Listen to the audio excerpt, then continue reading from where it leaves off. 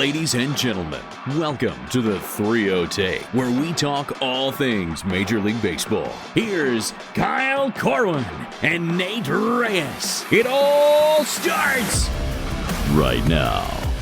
Ooh, welcome back to the 3-0 Take, presented by SeatGeek. This is episode 360. I'll be your host, Kyle Corwin, and I'm here with my co-host, Nate Reyes. Nate, I've got a question for you. What's up?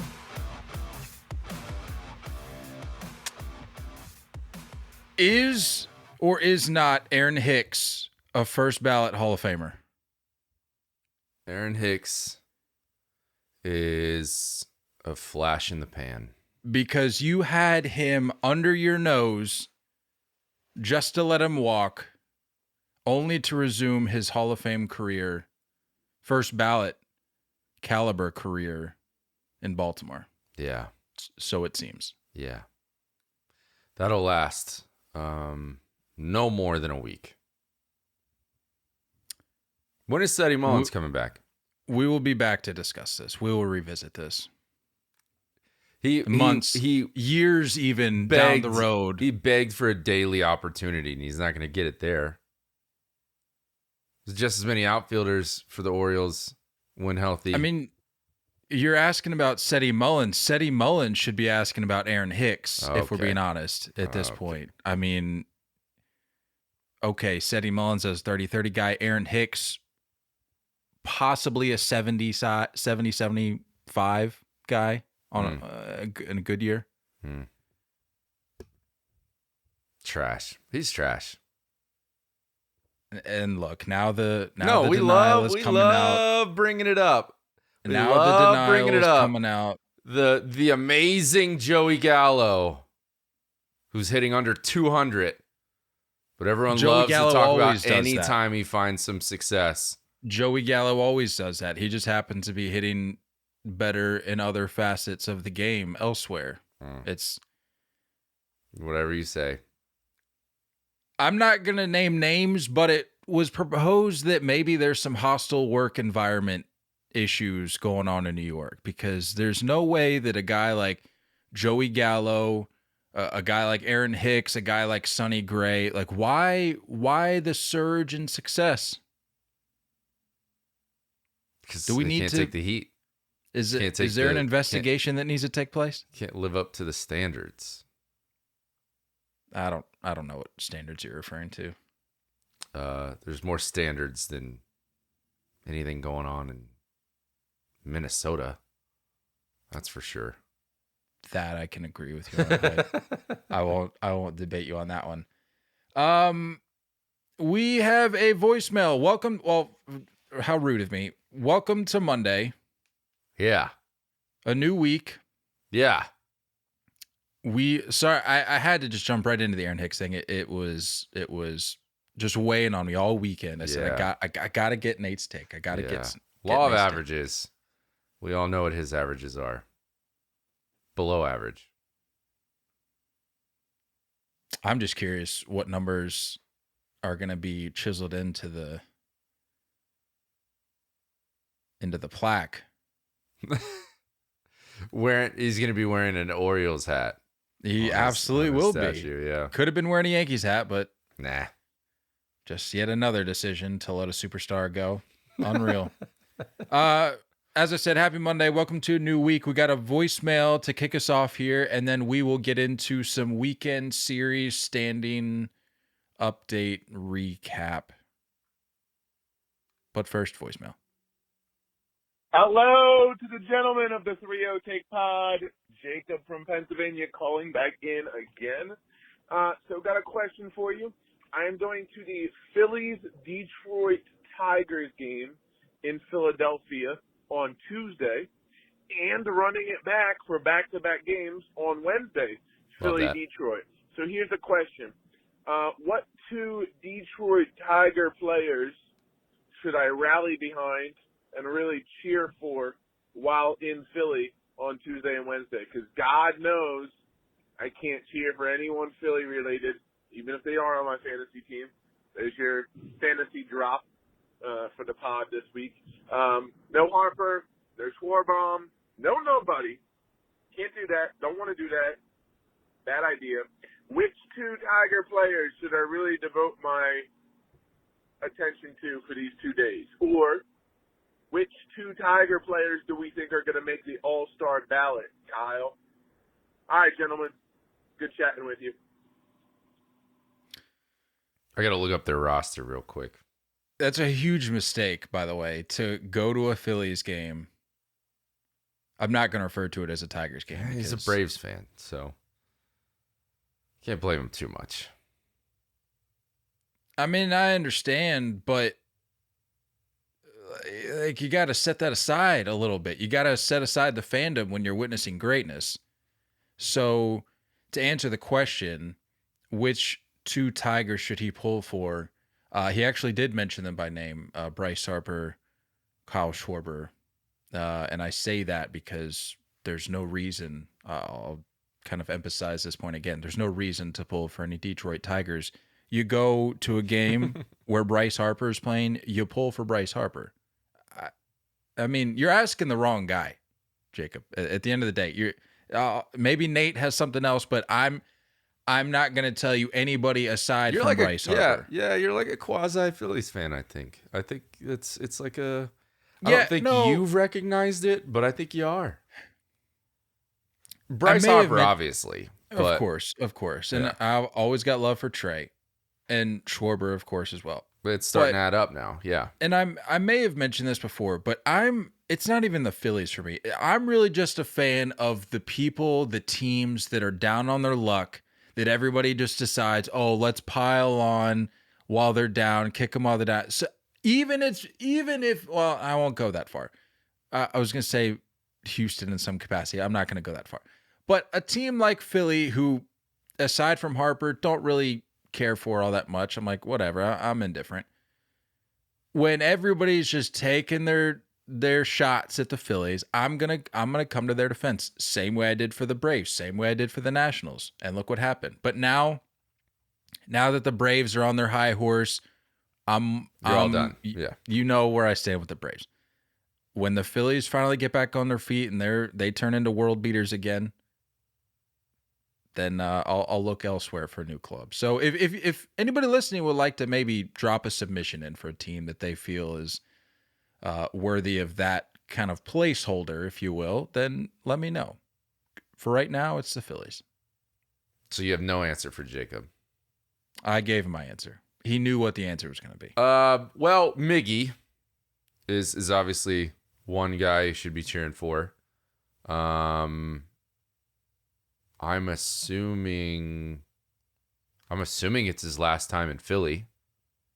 So maybe you'll see a gift being given, which would be cool. So Miggy's one. I think Zach McKinstry on the other side would be player numero dos. Having a pretty good year. Possibly an all-star. I don't know. I mean, he's not what he was maybe last month, but Erod is still. What's the pitching matchups for this week?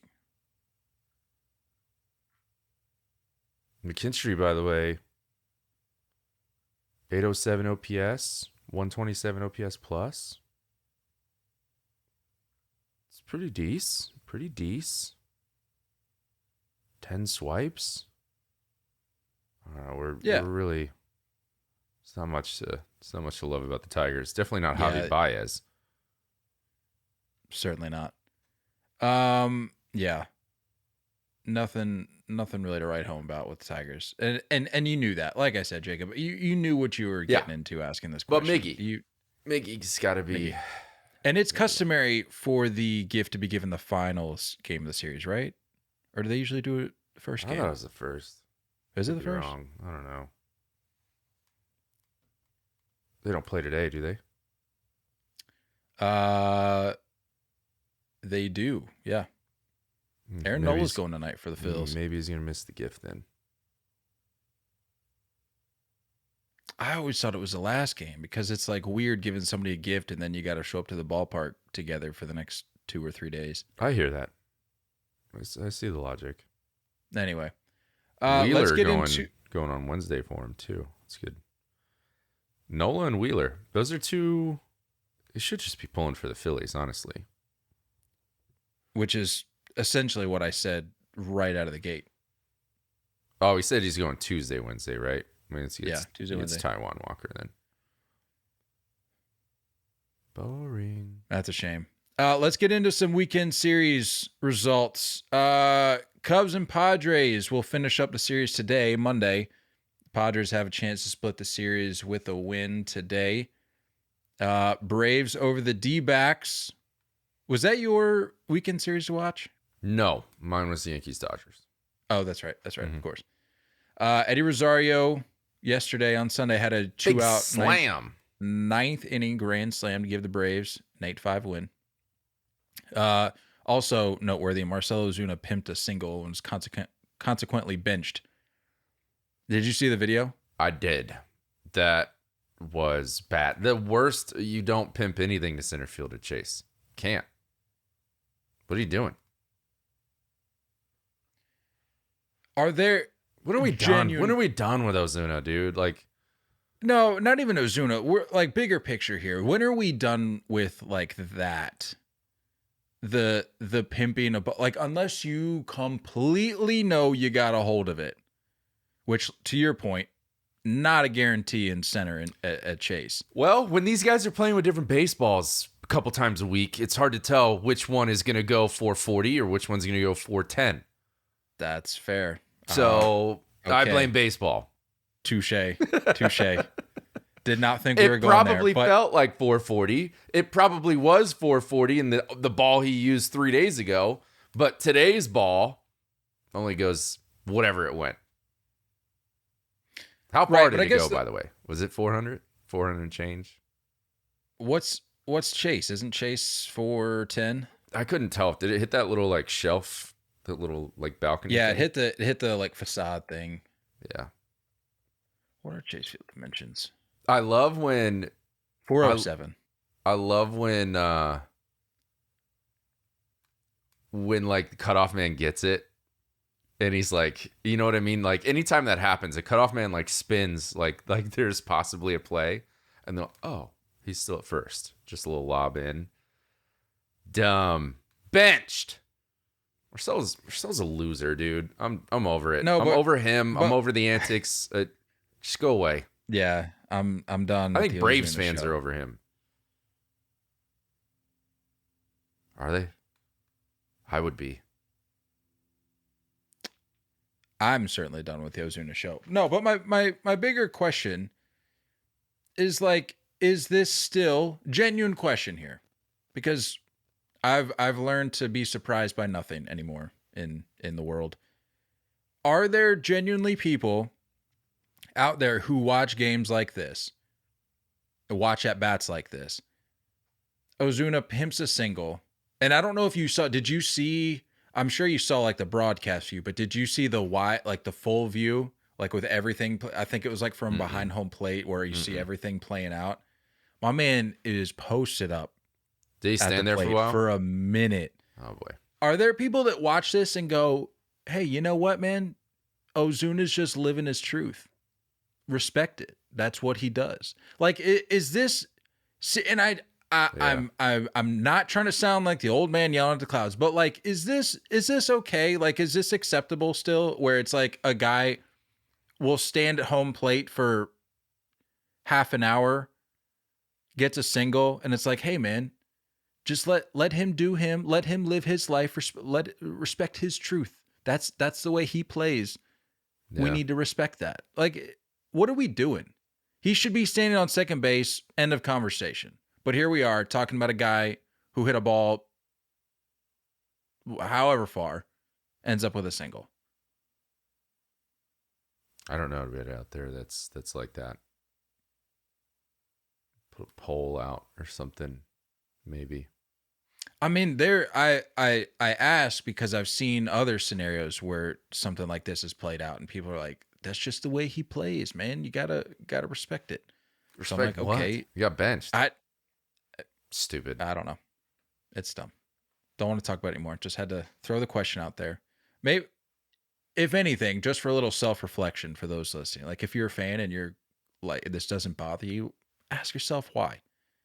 If you're a fan of a team and you have a player who's inhibiting you from scoring runs, putting themselves in scoring position.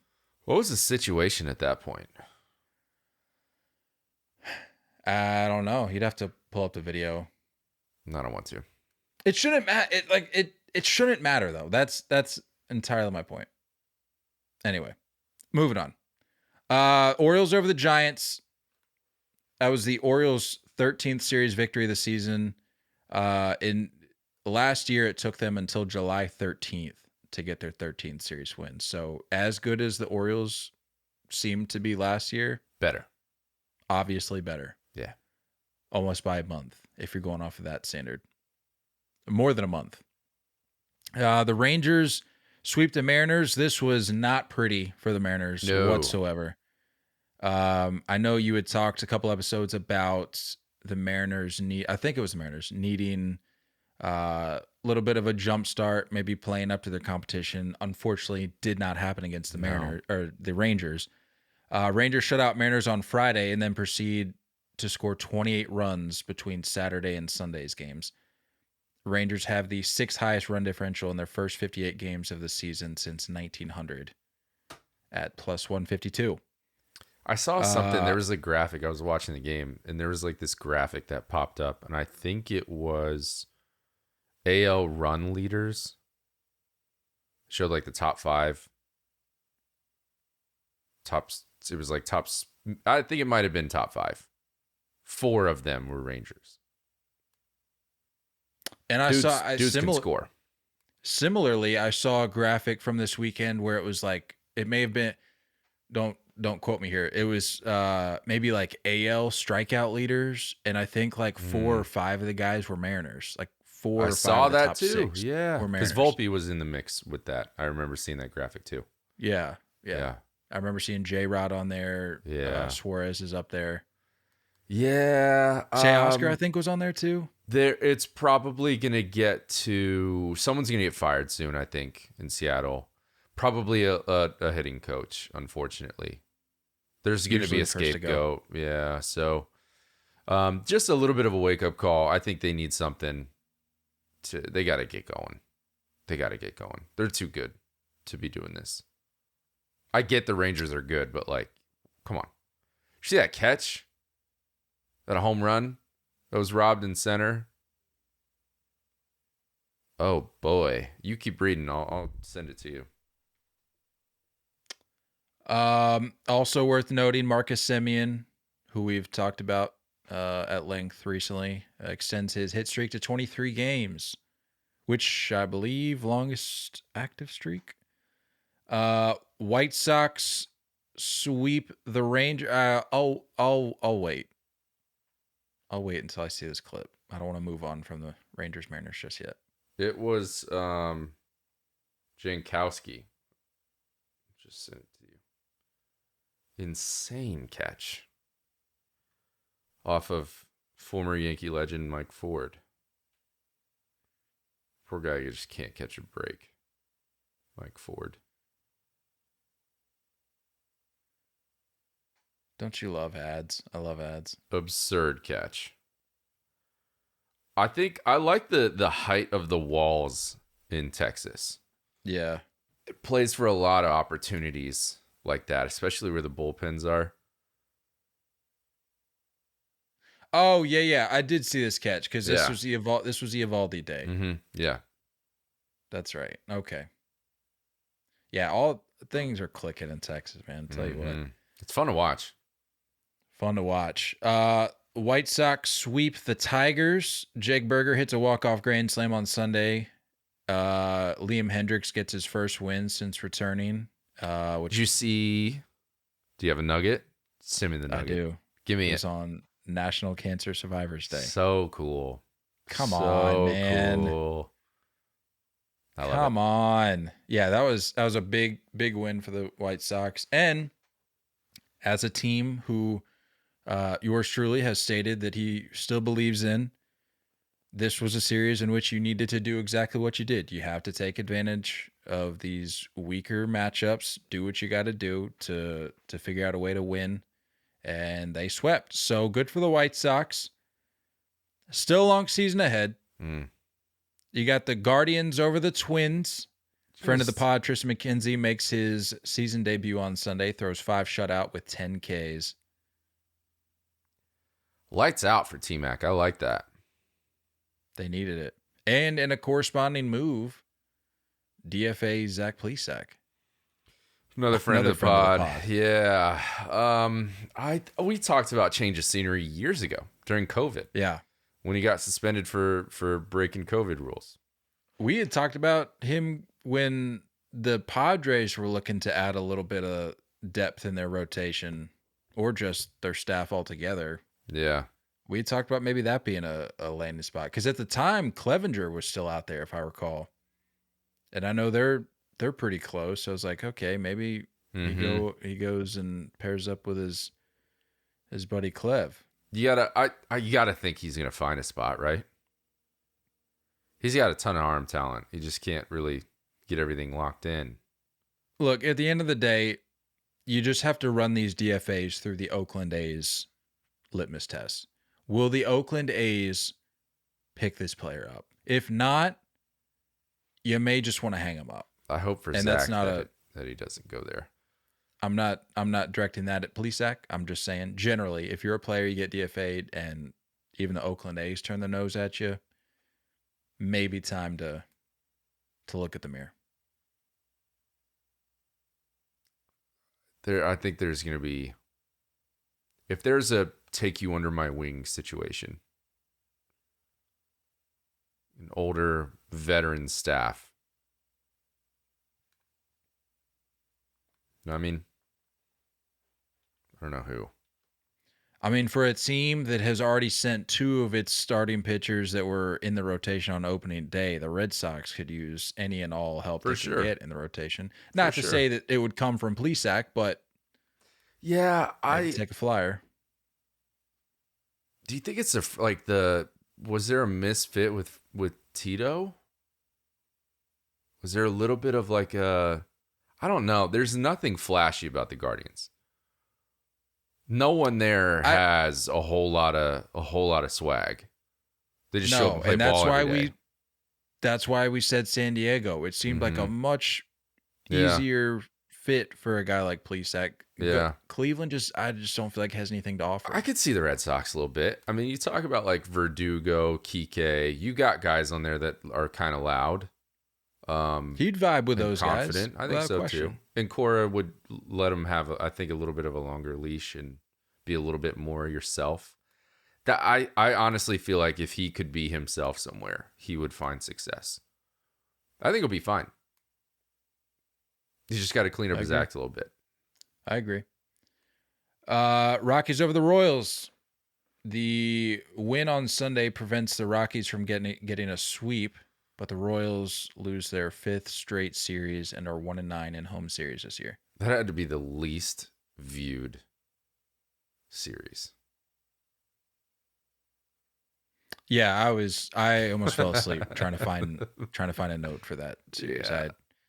I almost considered leaving it blank and not even mentioning a single thing about it because it was that.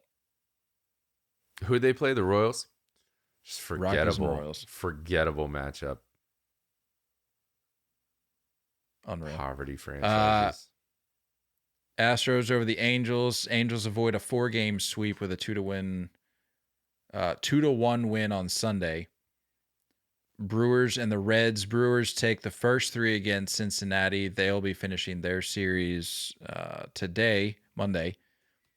Marlins sweep the A's. A's lose their 14th straight on the road and are a Major League worst 12-49. We'll save the standings talk for standings talk. Blue Jays sweep the Mets. Mets go 3-3 on their homestand that started with a sweep of the Phillies. So you start your homestand by sweeping the Phillies, only to turn around and get swept by the team from up north. That was your weekend matchup, wasn't it? It was, yeah. And partially due to the fact that Bassett was going this weekend, who had a great weekend. He threw the ball well, and I saw that he had to leave like immediately because he was having a kid. Not him, but his wife. Nice. So good. Congrats to the Bassett family. That's a big weekend. Phillies over the Nationals. Kyle Schwarber returns to June Schwarber form. Hits a pair of 3-run home runs on Sunday. I think I was in DC. So returns home, you could say. One of his many. And shows up with a pair of 3-run bombs. Love that. You can't hold that guy down very long. Come on now. Sure can't. And I kind of knew that. I was expecting it. I was waiting for it. You sure were. Took advantage of it. Yeah. Took advantage of it. Rays and Red Sox, they're going to finish their series on Monday. Red Sox can split the series with a win. Did you see that Little League play?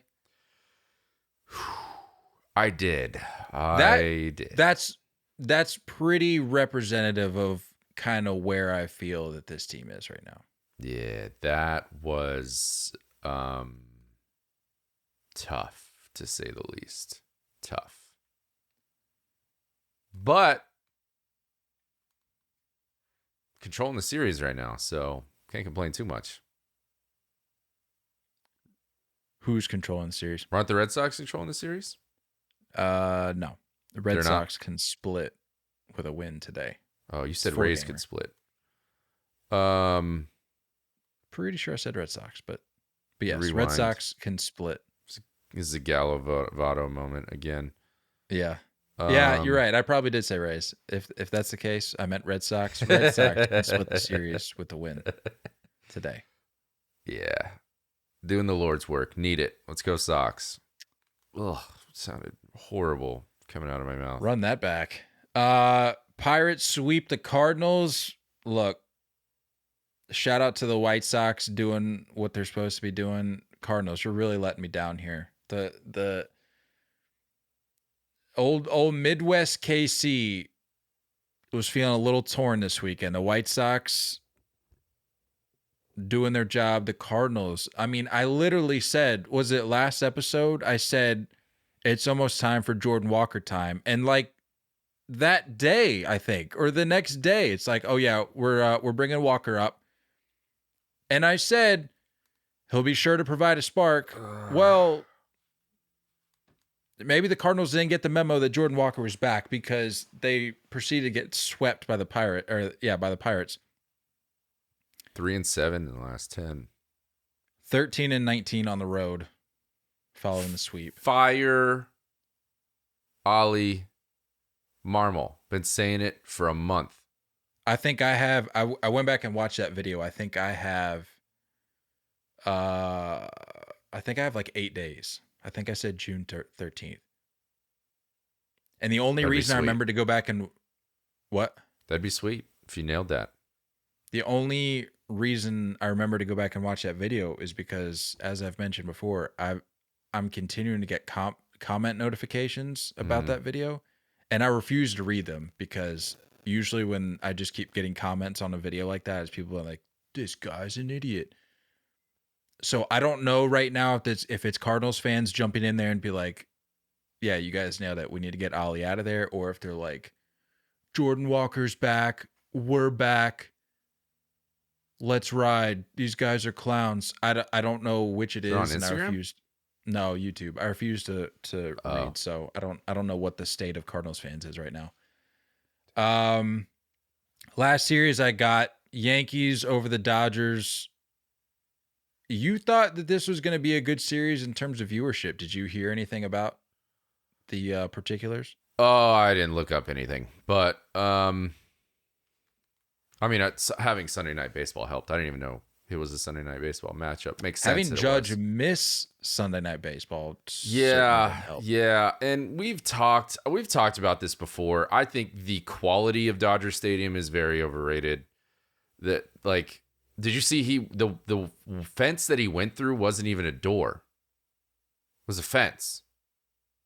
And below that fence was like a 6-inch slab of concrete. that he slammed his foot into.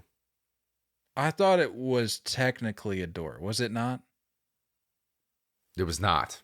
It was a fence. No, it was not. It was not straight up fence. It was straight up fence. No. They said, that's what they said on the broadcast on Sunday. They were like it was the weirdest segment. They had Eduardo Perez and Peanut Butter Mouth go out there and he was like, this is not a door. This is a fence. But anyway, Dodgers, clean it up, man. Why do you have a concrete slab right there? That was off the bat of JD. Yeah. Oh yeah. Whoa. I don't notice that the first time I watched the video. That's like a good foot of concrete. Yeah. Like, of what a are you ledge. doing? See, and I sent that group text. I was like, what are we doing having Judge out of the lineup on a Sunday Night Baseball with the Yankees in LA? I didn't realize it was the toe thing. They came out later and said it was his toe that slammed up against the slab. But like, what? I don't know. Sure that's not a fence. You mean a door? A door. Are we sure that's not a door? Said it was not a door. Because a door actually, you see, it doesn't swing open. Oh, I mean, it swings open. I don't know if it was meant to swing open. But if you look, I think there is a door to the right of that section of fence. So maybe that's not, they certainly can't all be doors. I don't know. But Peanut Butter Mouth went out there and Okay. Enough with the Peanut Butter Mouth. They, like, bungee tied it up. They had like a bungee cord that they fixed it with. But it almost looks like a part of the wall or part of the fence where you'd roll like a turtle through. You know what I mean? I have no idea.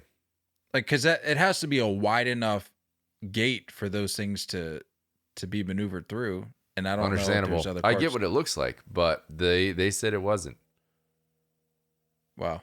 To be fair, ESPN's wrong about a lot of things, so who knows? Also true. But I have no idea about the overall, viewers. though. Yeah, fun to watch, real fun to watch. Kershaw looked lights out. I think Kershaw. I think he's in cruise control right now. To be honest, that guy just. I don't understand how you can have a Hall of Famer just go under the radar with performance. You know, he's just doing his thing.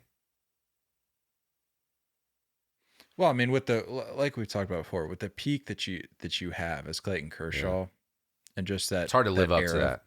Yeah, that era of dominance, it kind of tapers off. And when I say it, I mean the conversation surrounding what he's doing, because you just can't. Yeah.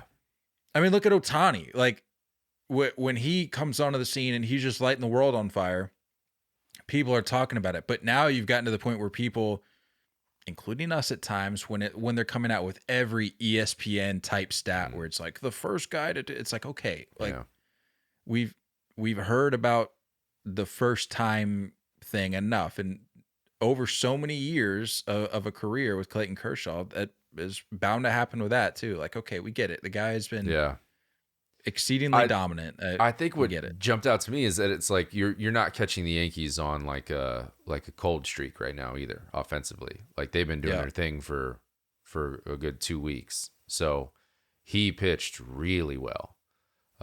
This Bobby Miller kid looks really good for the Dodgers too. I'm thinking Dodgers fans are super excited about him. He looks really, really good. Like a more talented Bueller almost. Yeah. I love when a prospect comes up and just immediately makes an impact. Like there's no like wait and see. There's no, well, he's young. There's no, well, he's got to get used to being a big leaguer. There's no, well, he's got to develop another pitch. Not to say that those things don't apply to this individual, but it's like, it seems like he's got his head on straight. Seems like he's got control of his arsenal. It seems like he's adapting very quickly to the big league lifestyle, and that Is it expectations. just me or the Dodgers just always have these guys? Just always roll out like randos. Outman. I mean, you can go back to McKinstry when they still had him. Randos to the outside world. I'm sure Dodgers fans were. I mean, both of those guys were highly anticipated. Like, people were waiting though. Like, all right, Sure. when's it Outman time? But it's every year. It's every year. True. Yeah. Every single year they have somebody coming in that's just like, goodness, you guys have all this payroll and yet you still have prospects that pan out. Which is maybe why, if you think about it, you look at a team like the Dodgers, you have the baseball world coming into the 2023 season going, this just doesn't look like the team. Like they were punting. But you've got the Dodgers behind the doors saying we'll be fine. We believe in these pieces. We'll make do. And you have professionals too. Like you have Mookie and Freddie and Kershaw and I mean, even Max Muncy, Chris Taylor. Like, you have vets that are just going to like, nah, we're going to ball. We're going to be just fine. It's crazy. It's annoying.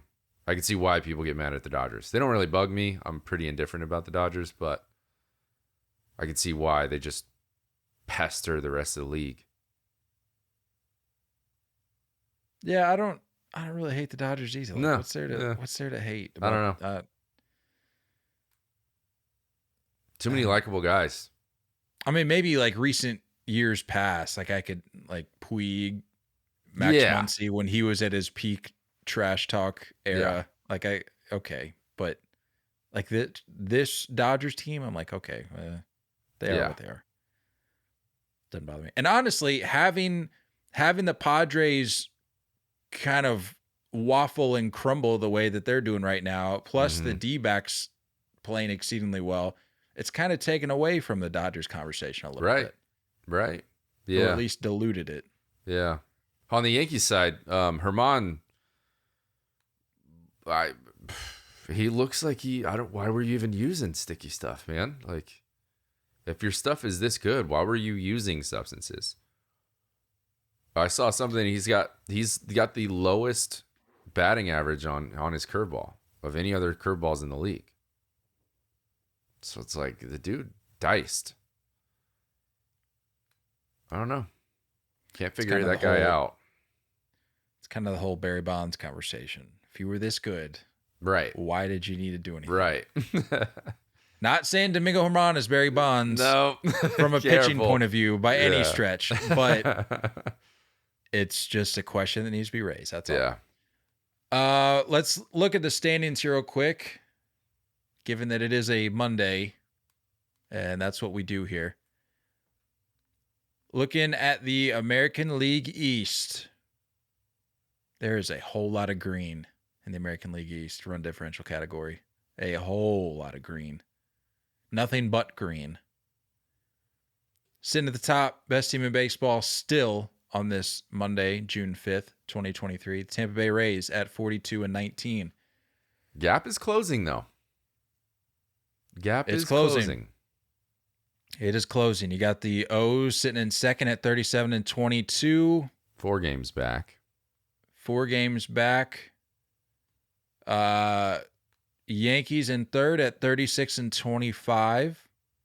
Blue Jays in fourth at 33-27. And the Red Sox in last at 30-29. All have a positive run differential, with the Rays outpacing not the entire league, behind only Texas.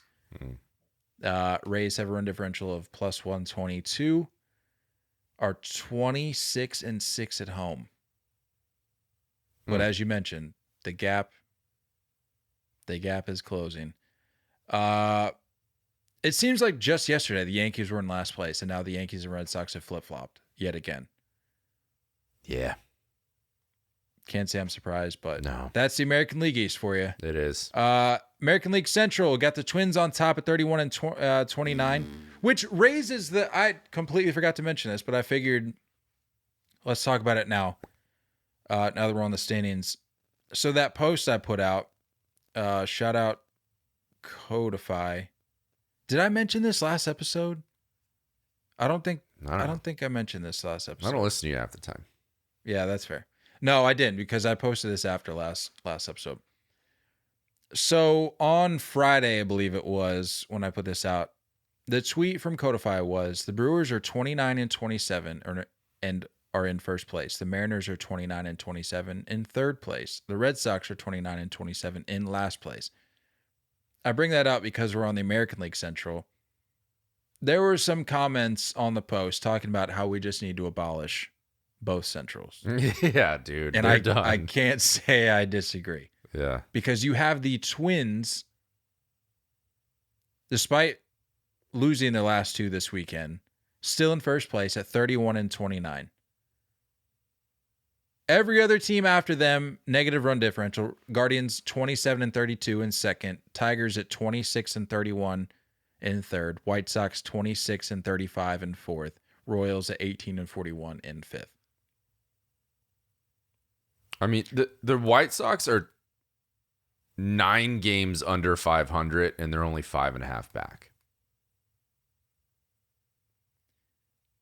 I mean, truly, I don't mean to sound like a broken record when it comes to both to either Central division, but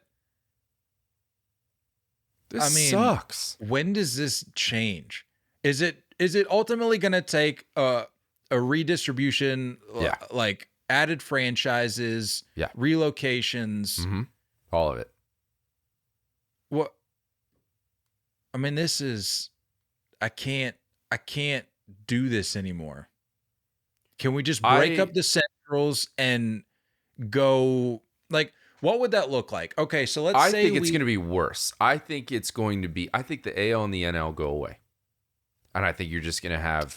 I don't want that. I know. But I think what you're going to have is AL and NL go away.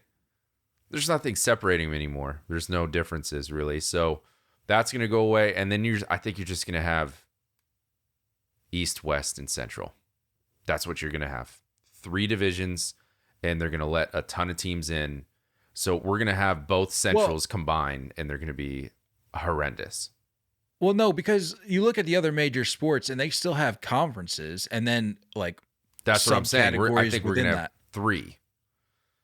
I think we're going to have 3 different conferences, but I see what you're saying. Like you need a different, like another subcategory. You need a subset. Yeah. You need a subset within that. So I feel like like a division. I wouldn't think that they'd get rid of the American and National League, but just restructure the divisions as they are and give me like, I don't know, just break those teams up in both divisions and stick them. Like, I don't know if you would go like East, West, North, South. Like if you go 4 divisions somehow, like if you go, say you add 2 expansions, you have 32 teams. That'd be 16. Yeah, that's more than doable. You go 16 in each league, 4 in each division, or whatever you want to call it. And you just break these, like you gotta do something to. It all depends on where those expansion cities end up getting to. That's true. You know, but it doesn't sound like the Central is getting an expansion. I don't think anywhere in the Central is going to be getting that. No. So these Central teams, if there is a realignment, they're still probably going to end up back together. There may be a swap of certain NL and AL teams, but they're still going to be in the Central. Then they're still going to be miserable. Like I was saying, though, it hasn't stopped them before, Major League Baseball. Like they'll put teams in whatever division, even if it's like remotely close. Even if it doesn't make sense, as long as they're in the realm. I remember, like, yeah, you're a West team. I remember the weirdest thing when I was a kid. The Seattle Seahawks were in the NFC East, and I was like, "What?" So yeah, I don't think these leagues. The care. Seahawks? Yeah, dude. Pretty wild. Mm-hmm. Am I gonna have to fact check you on this? You might have to, but it's there. It's ridiculous. There's no way, dude. Are you sure it was the Seahawks and not some other team? I'm like 95% sure.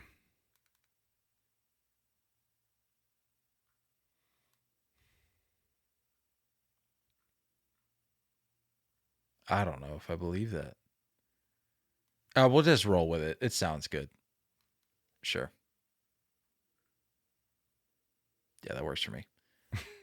I can't find it, but that sounds wild. But anyway, yeah. To your point, though, or basically what I was saying is you've had examples before where they don't have to fall into the corresponding geographical region for Major League Baseball to place them there. So just at the end of the day, just get rid of the Centrals. Just abolish them both. They're garbage.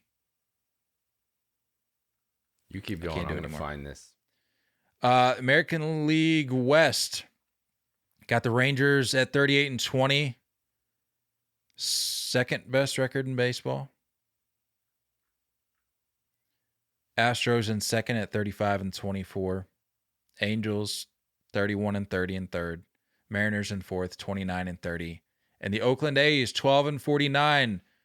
Win percentage watch. We are at 197.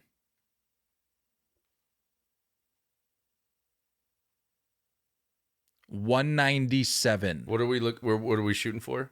130 something? I can't remember. We bring it up every time and we always forget.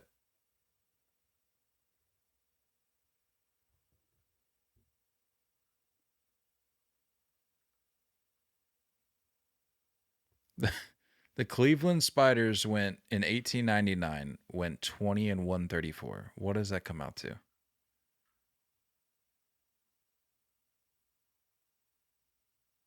I mean, it's safe to assume we're not reaching that level because they already have 12 wins.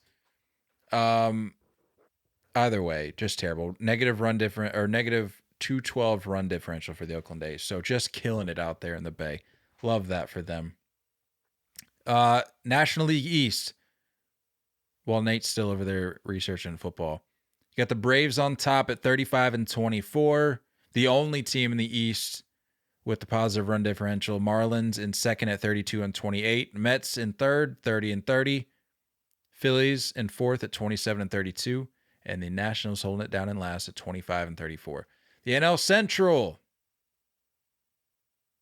Milwaukee Brewers with a negative run differential in first at 32-27. The Pirates at 31-27. Cubs in third, 26-32. Reds in fourth, 26-33. And the Cardinals in fifth at 25-35, who also have a positive run differential, albeit 3 runs, but positive nonetheless.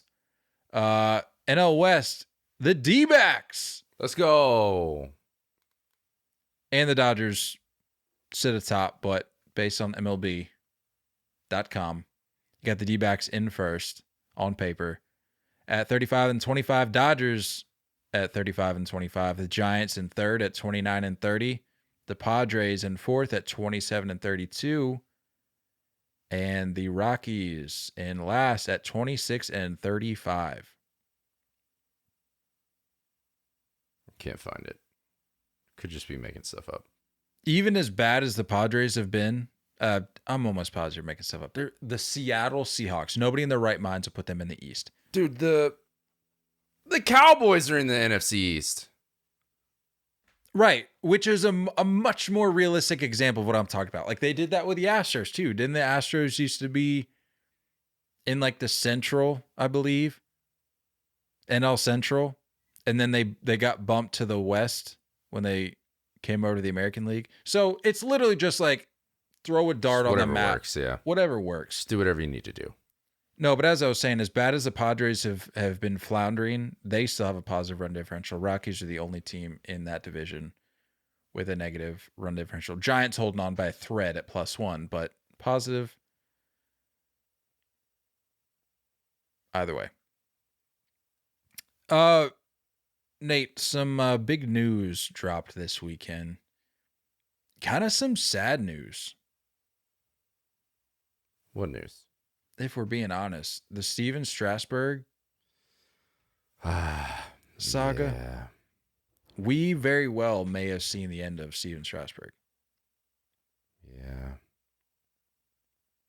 Which sucks because being out here, like, he's a big part of just this little world out here, if you will, out here in DC. And to think that we've maybe seen the end of it. With as high of a peak as 2019 was for not just him, but for that team, that organization. Mm-hmm. It's tough, man. And he's had nearly an impossible road the last 3-4 years. Like, it's been brutal. And what's crazy, though, is this news almost breaks 13 years to the day from his debut. And I went back and watched the condensed game of his debut. Mm-hmm. And I was just reminded of how electric he was when he first came up, how highly anticipated he was, how people were just waiting on the edges of their seat for this debut. And not only that, but he goes out and delivers. Like, at this point, it's well documented. We all know he just went out and diced. Mm-hmm. And granted, it was against the Pirates, who at the time, nothing to write home about. But he went out, and I think, what was it? Like, it was like 13 strikeouts.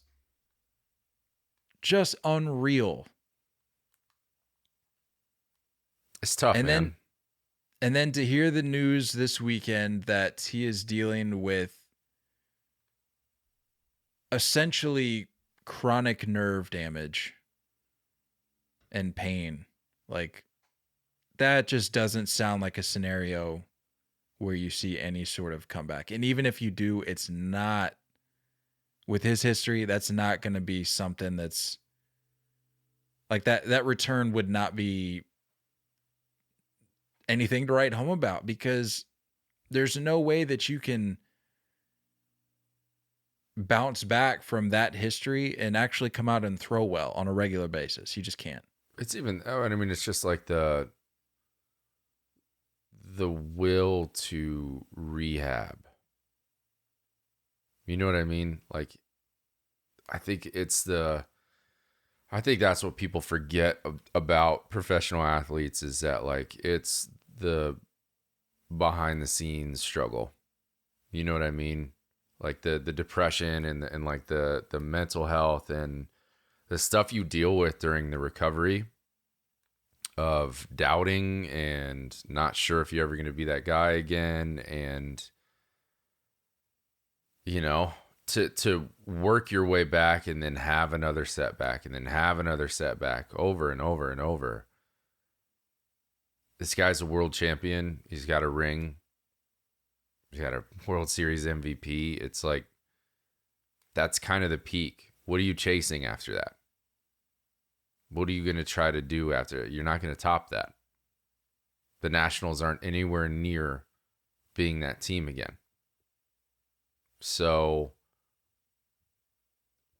at a certain point, you kind of you do a little pros and cons list of like, what's the point of coming back?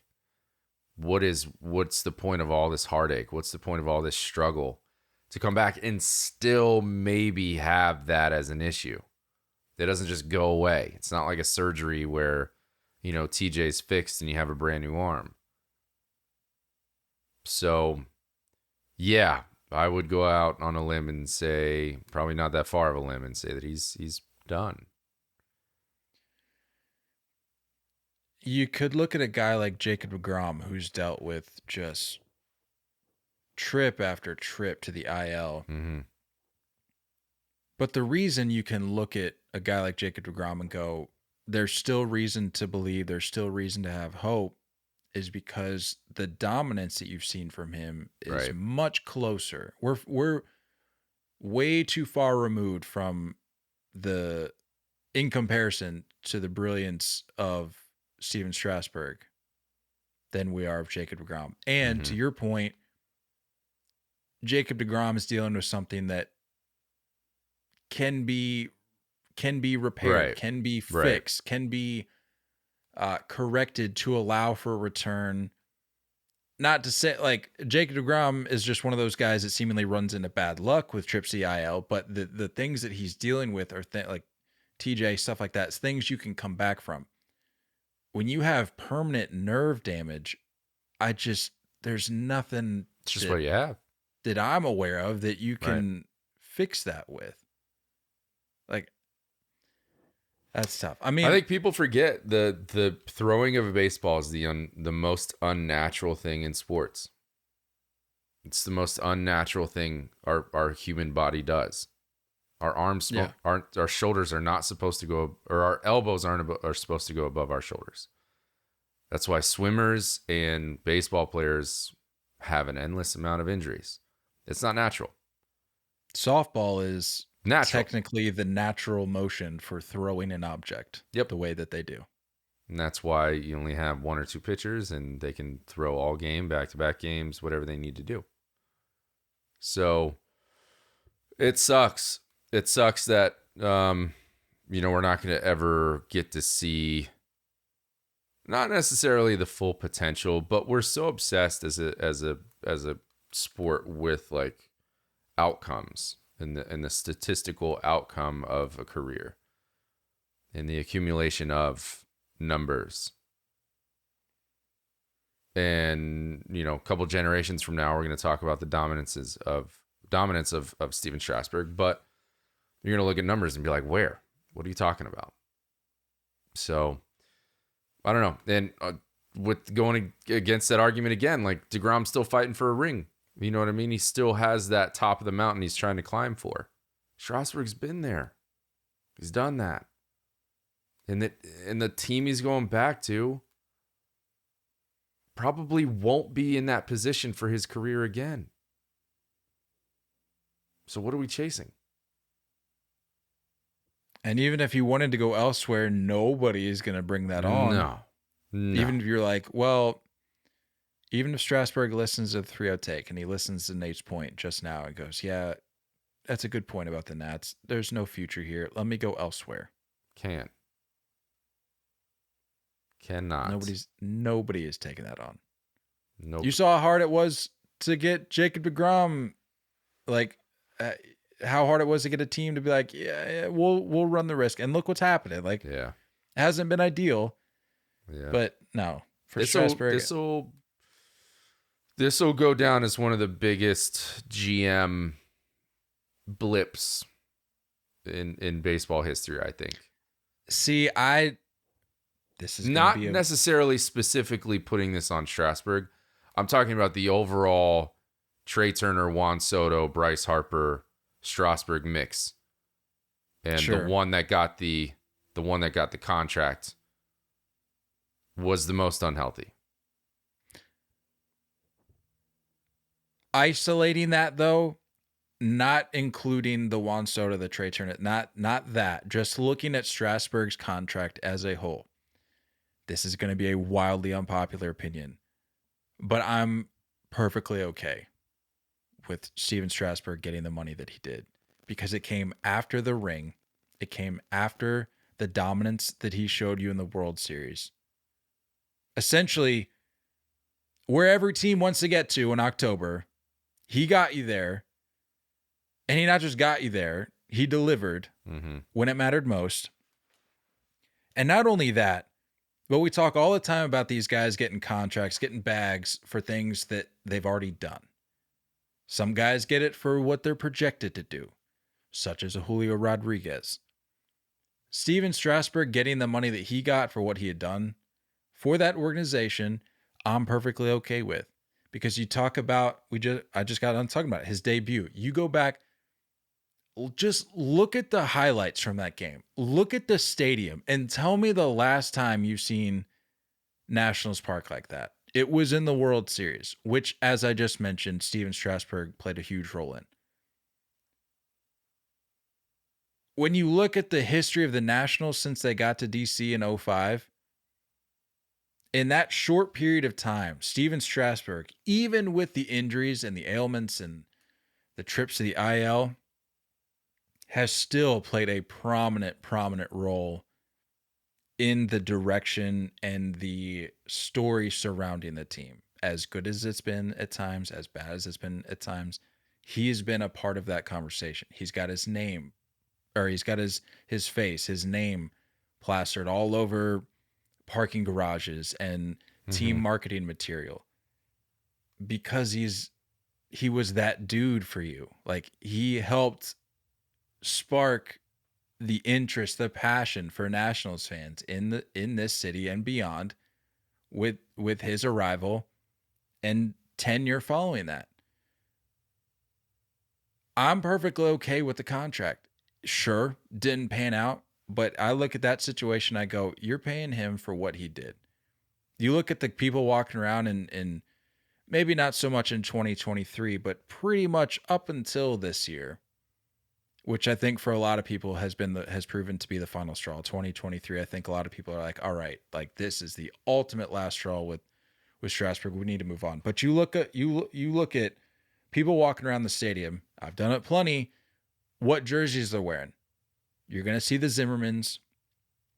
Up until the trade, you were gonna see Soto's, but Strasburg was another one of those common sights when you're looking at who people are representing in that stadium. So that's just a very long-winded way of saying I'm okay with the contract. It's unfortunate that the situation has panned out the way it has with him, but in the short window of dominance that you saw, I think it was worth every penny, and kind of a way of the organization tipping their cap and saying, hey, thanks for what you provided us. I get it. I do get it. On the other hand, counting, and this is kind of a number that you take what you will, because of, you almost have to eliminate the rookie season and 2020. But he averaged 19 starts a year. Only made 30 or more starts in his career 3 times. So, yeah, it's tough to give that bag away when did he get it? He was 32 years old. I understand. I understand it, but yeah, you have to show a little understanding for the Nationals. Like I was here. I was at one of the games. They were riding that wave. They still ride that wave, dude. They're like, even if you wanted to, you couldn't forget. Living in this area, you're not allowed to forget who won the 2019 World Series. The Nationals just won't let you do it. Mm-hmm. They were probably feeling extremely overly optimistic about the future of his health when they gave him that. In conjunction with the fact that I do believe, like I said, that they were paying him for what he had done prior to that point, not necessarily moving forward, but locking him down for, what was it? 7 years, 245. I think they were feeling a little too good riding that World Series wave and go, oh yeah, like everything's good. Here's your 7-year contract. I don't think that was smart. That's what I'm saying. And this is a GM blip. This is a don't repeat these series of events kind of thing. And if there wasn't a World Series ring in the middle of all of this, heads would have been rolling for a while now. That I can agree with you on. He last pitched on June 9th, 2022. He's only made 8 mound appearances since 2020. I thought he made oh yeah, that's right. He hasn't even one start last year, huh? You said June 5th? June 9th. June 9th. 2022. Gave up 7. Yeah. 4 2/3. 4 2/3. Has made, as I said, 8 mound appearances since 2020. Let's see. He started 2 games in 2020. Started 2 games in 2021. Went to the IL, made 3 more starts, and then underwent season-ending surgery again in 2021. 2022 started the season on the IL, started 1 game, and went back to the IL. And here we are. Just a sad Sad situation. But I mean, we'll see, man.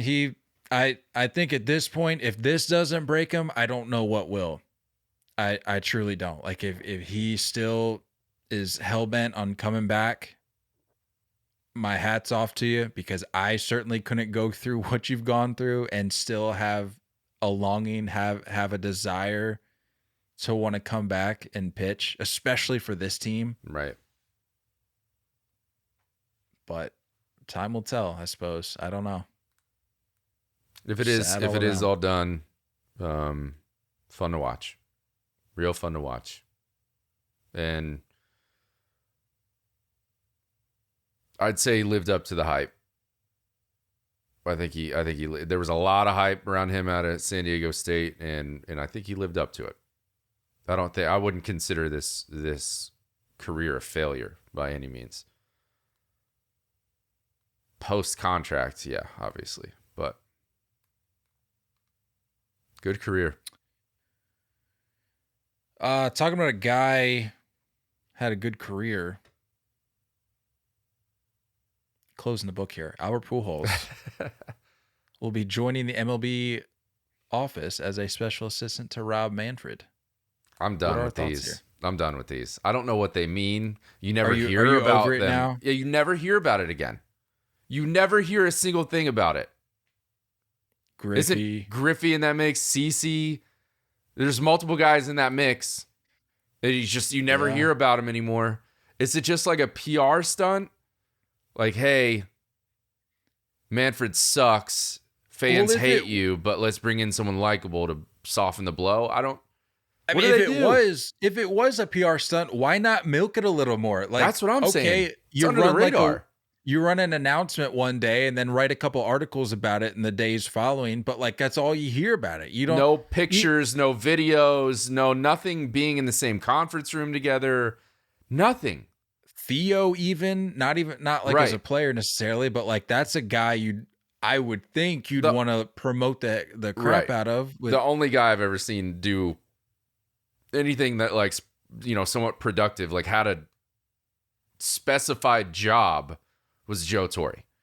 Like this is the only guy I've seen that's come from the player / manager / on-field talent into this commissioner's office and have a role. What the heck is a special assistant? What are you doing?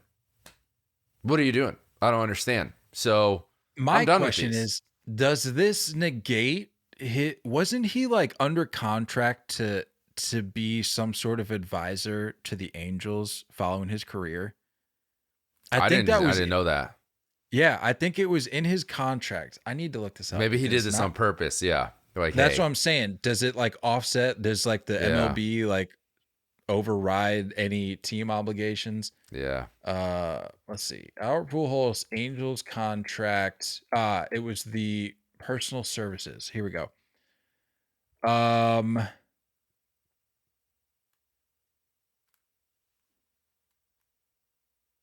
Yeah. So the LA Times.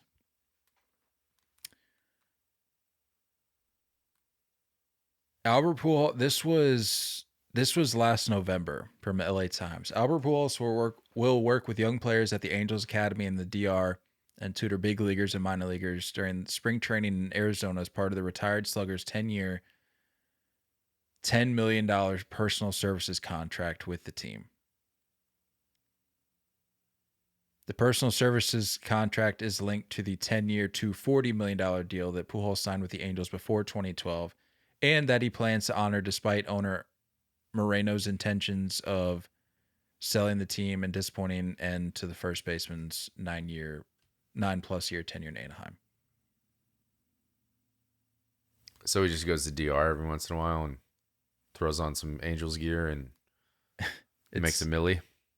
It says the personal services deal essentially gives the Angels exclusive rights to Pujols during the first 10 years of his retirement.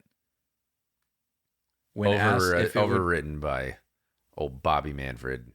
When asked if it would preclude Pujols from doing similar work with the St. Louis Cardinals, the team Pujols starred with for 11 years before signing with the Angels, said possibly.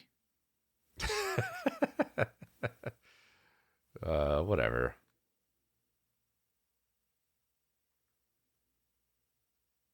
I'm over it. I'm over these special assistants. I've never seen anything come out of it. Yeah. Outside of the occasional spring training appearance where you get to talk to some youths. Yeah, I'm kind of over it too. I hadn't really thought about it, but you make a good point. You don't hear about it. Not to say like they're not doing anything, but like Show it. if you're going to make such a big deal of it, show it. Like show your work. Like we were told in school all the time. Show your work. Show us how they're impacting the game. Right. Like what are these conversations? What are you helping Bobby with? Because Manfred needs a lot of help, apparently. If you're going to sign some veteran every freaking year to come give you special advice. Every 6 months. So what's coming out of it? Because you're still an idiot. So I don't... Obviously, these assistants aren't cutting it. I don't get it. It's about all I had, unless you got anything else. Wanted to, while Nate's thinking, racking his brain, wanted to put out a reminder. Check us out on YouTube. We're really trying to get the YouTube up and rolling here. I mean, it's been rolling, but like we're really trying to push those numbers a little bit. Check us out on YouTube. Subscribe. I'm starting to get into putting more than just our episodes on there, so we'll have some other stuff on there as well. The debut of my big forehead today, if you want to go see it on YouTube. Yeah, so. you don't want to miss that. It's must see TV. As always, use our code 30take. It's our social handle for $20 off your SeatGeek purchase. But yeah, really want to emphasize the whole YouTube thing. Check us out on YouTube. You got anything else? No, big week. Let's get it. Let's just get after it as a group, as a whole squad. Let's just dominate this week. Dominate those Excel spreadsheets. Dominate those email responses. Dominate those phone calls. Well, Outlook was down this morning, apparently due to a cyber attack. So dominate that time off. Anybody that was looking to dominate right off the top on this Monday morning, they were delayed. I love it in that dominating, but that's big time. But the point remains. Yeah, I like it. Don't go chasing curveballs. We love y'all, and as always, looking forward to talking more baseball with you guys soon. Until next time, stay filthy.